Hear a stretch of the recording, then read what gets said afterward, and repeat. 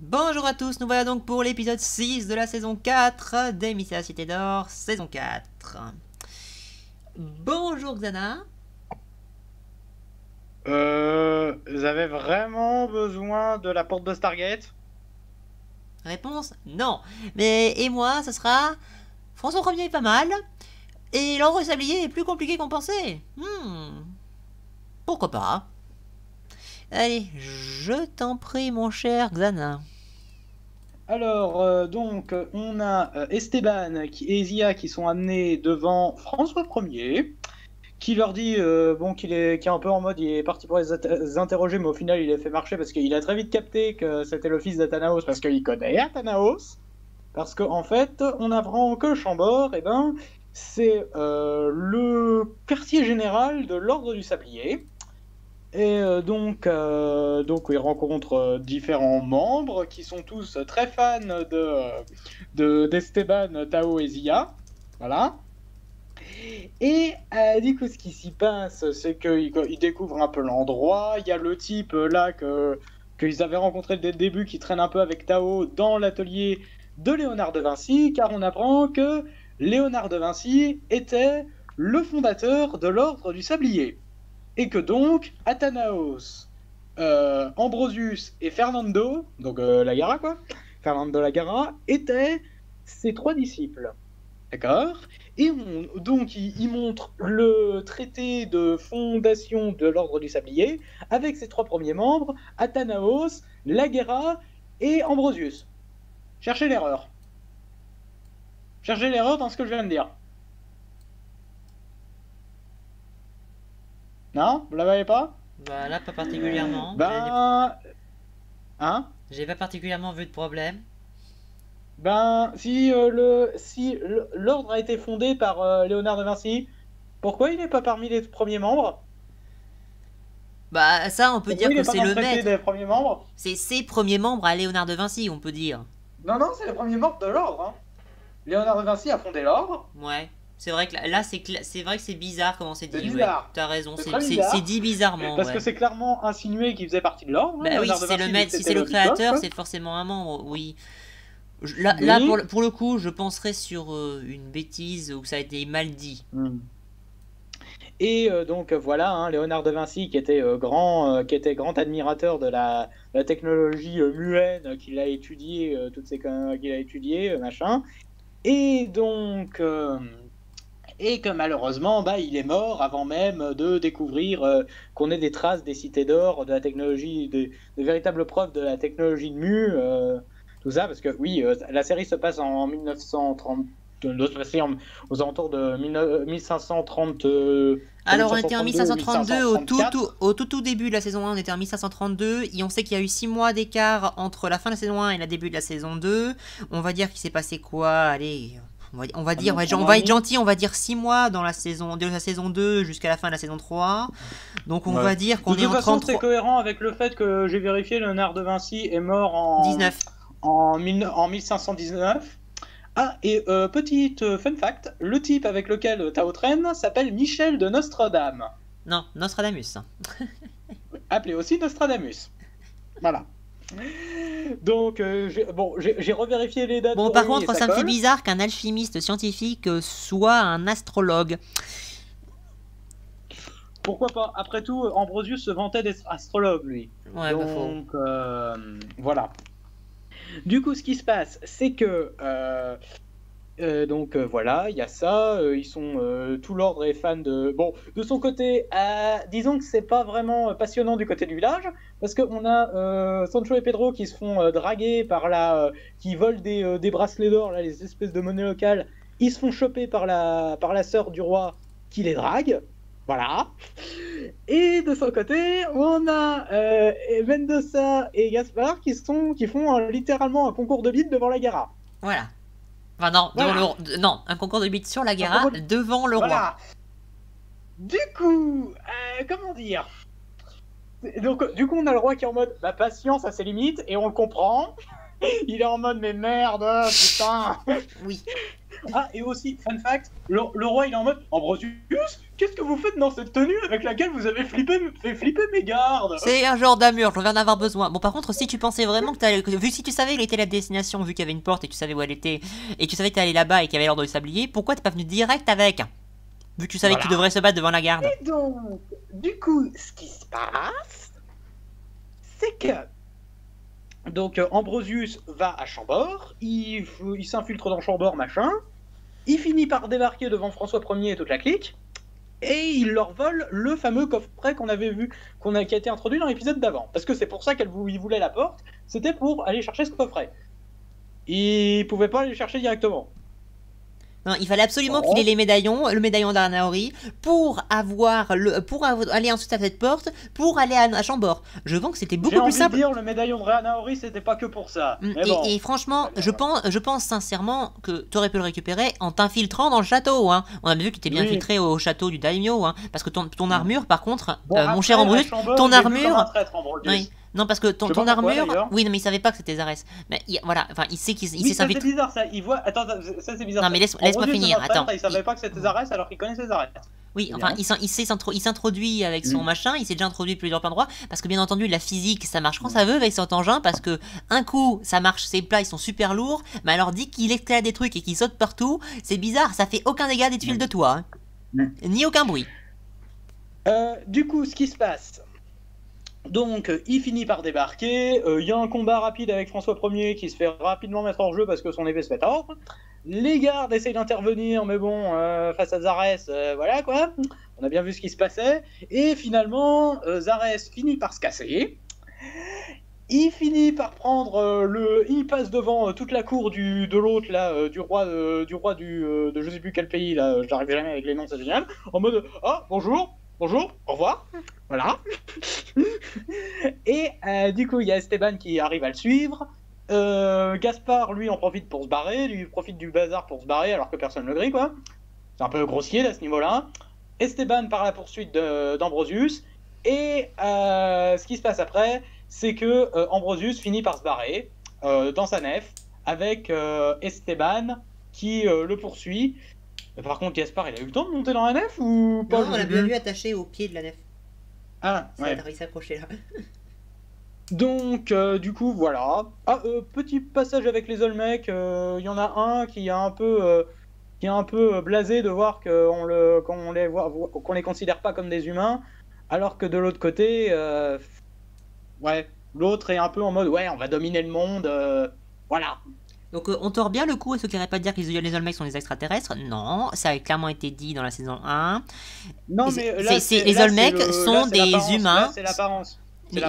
Oui, non, mais d'accord, mais il y en a qui disent que c'est des extraterrestres. Désolé, non. Les Olmecs, c'est des gens qui ont eu une mutation étrange. On ne sait pas comment ça s'est produit, mais ils ont eu une mutation et ça a été dit dans la saison 1. Ça. Du coup, bah ouais, c'est un épisode qui est moyen. Franchement, oui. Ça va trop vite. Ça va trop vite. Ah, mais c'est rushé à mort. C'est à mort rushé. Là, vraiment, ce qui se passe, là, ça aurait dû se passer en plusieurs épisodes. Mais il y a à la fois beaucoup de choses qui se passent, mais à la fois rien qui se passe. Mais il se passe quand même des trucs, et ça va à vitesse grand V. Du coup, t'as encore un truc à rajouter? Excuse-moi, j'étais un peu beaucoup interrompu. L'épisode... Bon, il est regardable, hein, me dit. Oui, c'est regardable, c'est largement regardable, bien évidemment. Ne le sens pas, hein, comparé à des trucs aberrants qu'on a déjà vus, ça va, honnêtement. Mais moi, ce qui m'exaspère, c'est que non seulement il rush à mort, mais en même temps, quand il rush à mort, il trouve le moyen de faire du remplissage avec Sancho et Pedro.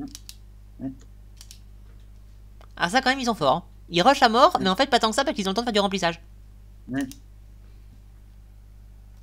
J'ai l'impression qu'ils ont rien à raconter. Enfin, c'est l'impression que ça donne, hein. Bon, bah, du coup, ouais, c'est dommage. C'est vraiment dommage. Enfin, bref, j'imagine que c'est à moi, donc. Bon, bah, alors, déjà, outre la technologie URPT, parce que, bon, voilà. Donc, cet épisode. Bon, alors, il y a Zarès qui fonce et qui va à la porte, il s'est interrompu par le roi, etc. Gana, on en a parlé. Bon, la porte, elle est toujours magique, hein, voilà. Technologie overpétée, parce qu'ils ont décidé de partir totalement dans ce délire. Alors qu'il avait vraiment pas besoin de ça pour échapper cet artefact, hein. Vraiment, il n'y avait pas besoin de ça, franchement. Ensuite, bon, bah le socle, bon, il se retrouve devant son premier. Bon, il y a Esteban qui fait des conneries, enfin qui fait un petit peu le con, alors que Zia, elle est respectueuse. Bon, elle a été un peu à la cour d'Espagne, j'imagine, donc voilà. Ils discutent, ils découvrent que l'or du sablier a été fondé par Nostradamus et... oula, par Léonard de Vinci et pas par Ambrosius et ses potes. Bon, alors, on va pas dire que c'est incohérent avec ce qui a été dit avant, parce que bon, je vois mal Ambrosius se dire... En fait, j'étais membre de l'ordre du sablier avec les deux autres, par contre j'ai trahi l'ordre pour faire mon truc de mon côté. Non, non, il a enjolivé la chose de son côté, et vu qu'ils n'ont pas vraiment posé la question à Athanaos de comment l'ordre s'est vraiment fait, il leur a dit qu'ils étaient potes, enfin si je me souviens bien ce qu'il leur a dit, Védis, et toi tu l'as vu la série, la saison 3 bien avant moi, enfin plus récemment que moi, je crois qu'il a dit juste qu'ils étaient amis et qu'ils avaient fait le truc dans le cadre de l'ordre du sablier, mais ils n'avaient pas dit le truc de la création, non? Allô? Bon, il est pas là. Non, mais j'ai rien à ajouter. Non, non, mais c'est vrai, je me plante pas. Non? D'accord, ouais, parce que voilà, je suis pas sûr. En vrai, voilà. Donc, ben, ils n'ont pas parlé de ça, donc du coup, c'est pas un problème.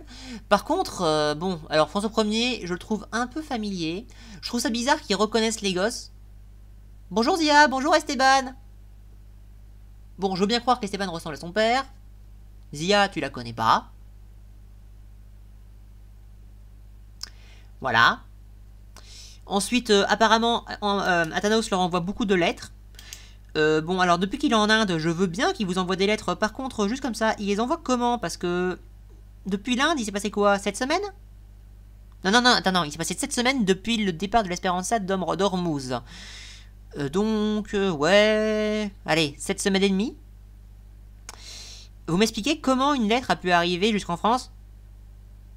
À part avec la machine Olmec, mais c'est Athanos qui l'a fait, donc pourquoi il enverrait des lettres au lieu d'y aller lui-même? Faudrait juste m'expliquer ça.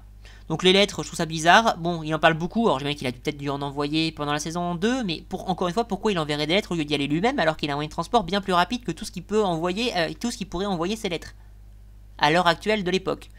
Le coup des lettres, c'est bizarre, il aurait pu venir nous voir souvent pour nous le dire. Et on n'a pas de nouvelles depuis un certain temps. Ce serait passé crème, mais là c'est bizarre ce coup des lettres. Donc, il y a ça. Donc on apprend, bon, les gens de l'ordre du sablier, bon, ils sont complètement gaga parce que, voilà, déjà c'est des enfants, ils sont, voilà, et ils sont fans de ce qui se passe, et ils veulent, ils ont tout un tas de questions. Bon, il y a des petits moments, c'est un peu niais, mais bon, on va dire qu'ils sont sur l'excitation. Il y a Tao par contre qui risque, j'imagine qu'il va évoluer avec Nostradamus, je n'espère que ça, qu'il va évoluer et s'assagir, enfin retrouver le vrai véritable Tao de la saison 1. Enfin, de la véritable série. J'espère que ça va arriver. Vraiment, j'espère. Mais ça n'empêche pas ce qu'ils ont déjà fait depuis tout ce temps et qui n'avait aucun sens, hein, quand même. La dénaturation de personnages qu'ils ont fait. Voilà. Et bon, il y a Zarès qui cherche son objet dans le truc. Bon, pourquoi il serait pas là? Il c'est pas juste normal, les enfants ont dû le trouver. Attends, et ça fait combien de temps que t'es parti? Ça se trouve, ils l'ont déplacé, hein. Je sais pas moi. Enfin bref, et pendant tout ce temps, on a un remplissage ultra lourd de Sancho et Pedro qui vont voler des pierres et des trucs en or et ils se disputent le nombre qu'ils en ont piqué. Finissent par prendre par les gardes. Il y a les Olmecs qui disent pourquoi on n'est pas traités comme des humains, enfin ils sont désolés, en gros ils sont, ça leur plaît pas d'avoir muté et de plus avoir leur apparence normale, donc j'espère qu'on aura peut-être qu'au moins ils vont plus développer ce côté-là des Olmecs qui n'était pas très clair dans la série de base. Je ne demande que ça, hein. Donc bon, retrouvailles entre Mendoza et Isabella. Je trouve que c'est vraiment cucu. Franchement, je l'aurais vu très différemment, cette retrouvaille. Globalement, qu'il se passe à peu près la même chose. Mais faites-la un peu moins... Oh mon amour, vous êtes embrassé une fois. Une seule fois après qu'il ne te fasse plus confiance. Et là, c'est l'amour comme ça? Et non, elle veut pas venir avec lui parce que là, sa mission, bon, ça je peux la comprendre. Mais bon, je trouve que voilà, il n'y a pas eu assez de développement. Loin de là. Là, c'est on s'embrasse dans tous les sens, etc. Alors qu'on s'est embrassé une fois. Je trouve que c'est gros. C'est assez gros. Bref. Elle veut pas partir parce qu'elle doit suivre. Bon, j'imagine qu'elle va essayer de se faire entre guillemets reprendre par Ambrosius. Je sais pas si ça va marcher parce qu'il est loin d'être con quand même. J'espère. Enfin, je sais pas. On verra bien. Pour continuer sa mission. On verra bien. Encore une fois, je ne peux rien dire, je ne connais pas la suite. Et donc ensuite, il y a Mendoza qui se barre, et au final, il y a... Ah oui, j'ai oublié, il y a la fille du chef... non, la cousine du roi qui est... Du enfin, voilà. C'est sa frangine, je crois. Oui, sa frangine, oui. Qui est gaga de Sancho et Pedro. Pourquoi pas? Remplissage. J'en ai rien à carrer. Le seul truc, ça m'a fait un peu rire quand on voyait les réactions du roi vis-à-vis de sa sœur. En mode, oh là là, putain. C'était drôle par le vu de son exaspération. Mais en soi, cette scène-là, c'est du remplissage. Ou alors peut-être que ça s'avérera plus tard, hein, je sais pas. Mais c'est du remplissage dans une série, dans une saison qui va déjà être ultra rushée. Donc non. Non, mais pour l'instant, le meilleur personnage, c'est le roi. Il est en mode, oui, putain, mais oui, totalement. Mais voilà, là c'est ça, tout ce qui se passe avec la sœur et les deux pecnos là. Je suis désolé, ils s'étaient améliorés dans 2 épisodes, mais c'était, apparemment c'était sporadique, hein, comme d'hab. C'est, voilà, je suis désolé. Qu'est-ce qui se passe? C'est du remplissage, alors qu'on est dans une saison qui va être ultra rushée, hein. Alors soit ils ont rien à raconter, soit, voilà, soit ça servira pour quelque chose. Enfin, j'espère. Voilà, enfin bref. Donc du coup, ensuite il y a le concours de beat entre Mendoza et Gaspard devant le roi sur non, la Guerra elle est avec moi, non elle est avec moi, non elle est avec moi. Franchement, je m'attendais. Bon, Gaspard, ok. Je m'attendais vraiment beaucoup mieux de Mendoza. Alors là, franchement, ça m'a extrêmement déçu. Donc ensuite, bon, enfin bref, il y a Zarès qui fait de la voltige à Chambord. Bon, c'est comme au Japon. Son armure, elle fait un boucan d'enfer quand il marche. Par contre, et elle fait un poids malade, donc déjà ça fuck les lois de la physique pour ses trimballements avec sa corde et ce pic, etc. Mais surtout, quand il saute sur les toits, ça fait aucun bruit. Ah non, c'est une léger comme une plume. Ça par contre, ce machin, il respecte les lois de la physique quand ça veut. Mais bon, c'était déjà comme ça avant, c'est pas plus tolérable, mais il faut bien quand même le dire. Ensuite, bon, globalement, voilà, on a des explications sur le sablier. Bon, c'est des trucs qu'on savait déjà, mais mises un peu au goût de la réalité. Et il y a Zarès qui débarque, il attaque le roi, il tord son épée. Bon, alors là, tout petit chipotage, parce que bon, j'aime bien chipoter. Il lui tord son épée, alors qu'en fait, l'autre extrémité, elle est dans la main du roi. Donc en fait, il aurait dû tordre la main du roi et pas tordre l'épée. Ça, c'est totalement négligeable, mais je tenais à le souligner. Non mais ça c'est des trucs qui arrivent tout le temps dans les histoires quand tu vois un gars super fort qui tord le flingue de toujours un type il tord le flingue mais il tord jamais la bref, du coup il gaze tout le monde. Il se barre avec le socle. Et au final, il va se barrer en restant à la porte. Esteban va le suivre. Et quand il va rentrer, alors moi j'ai juste une chose. Esteban, juste une chose. On est d'accord, tu deviens de plus en plus hargneux envers Ambrosius et tu vas absolument l'avoir. Ça, je l'ai bien compris. Juste une chose, le Condor, il est pas bloqué. Il part et il te nargue. Pourquoi tu montes pas à bord et il va pas lui foncer dessus? Ou au moins te poser sur le ballon pour qu'il se pose en catastrophe. Je sais pas. Je sais qu'ils ne le feront jamais parce que ce serait ta gueule. Ils le feront jamais parce que le scénario a besoin qu'Ambrosius les devance. Ou quoi que ce soit.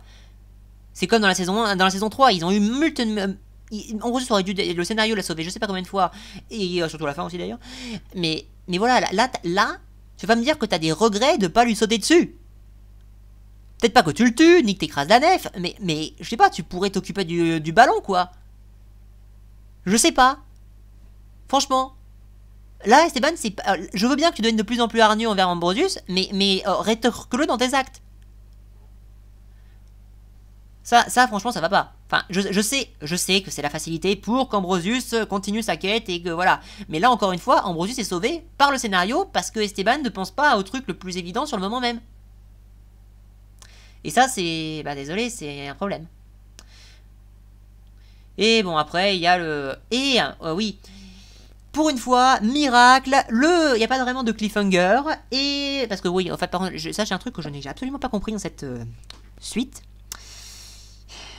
Ils sont des experts pour te faire des cliffhangers. Ça, bon, si vous voulez, cahier des charges si vous voulez. Mais par contre, vous faites des cliffhangers, par contre, vous êtes des experts pour casser votre cliffhanger dans ce que vous montrez de l'épisode suivant pour nous hyper. Ne serait-ce que par exemple l'épisode 12, non attends, 11, oui non 12, enfin saison 3 quand il a failli buter Mendoza devant le volcan, vous dites, Mendoza va-t-il s'en sortir? Et au moment où elle dit ça, on voit une image de Mendoza dans le Condor. C'est cet exemple-là. Vous cassez tous vos cliffhangers comme ça. Je trouve ça complètement débile. Je comprends vraiment pas. Ça n'a aucun rapport avec ce qui se passe dans la série, mais je comprends pas votre manie à faire ça. Voilà. Bon, enfin bref. Du coup, bon, cet épisode en soi, les événements sont cohérents. Mis à part que pourquoi il avait besoin de cette porte absolument pour aller à Chambord pour récupérer ça. Sérieusement. Et en quoi cet objet-là serait un artefact pour Ophir? Qu'est-ce que t'en sais? Pourquoi Ophir particulièrement? Je veux bien. Voilà. Je veux bien, mais d'ailleurs, au fait, c'est une pyramide de Mu bis. Pourquoi il faut les médaillons pour l'activer? On va dire que c'est un artefact, c'est une pyramide de Mu spéciale Cité d'Or. D'accord, on va admettre. Mais pourquoi t'as besoin de cette porte pour aller le chercher? Pourquoi?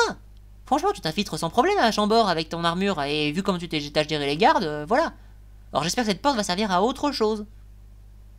Parce que sinon, c'est vraiment de la technologie putain de pété pour rien. Voilà, voilà. Je pense que j'ai à peu près tout dit. Ah oui, oui, bon, ok, je suis sévère là. J'ai dit pas mal de points, parce que c'est des sipotages, il y a des trucs qui vont pas, notamment avec la technologie.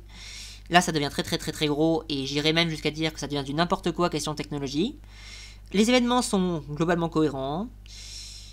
Mais là, ça perd vraiment toute la magie des cités d'or est partie. Là, c'est bon, on part dans la démesure. Une course, un truc où Ambrosius est aidé par le scénario. Une course, en fait, c'est une course vers la cité d'or où Ambrosius est aidé pour le scénario pour pouvoir les dépasser parce qu'ils ont je sais pas combien de moyens de l'arrêter.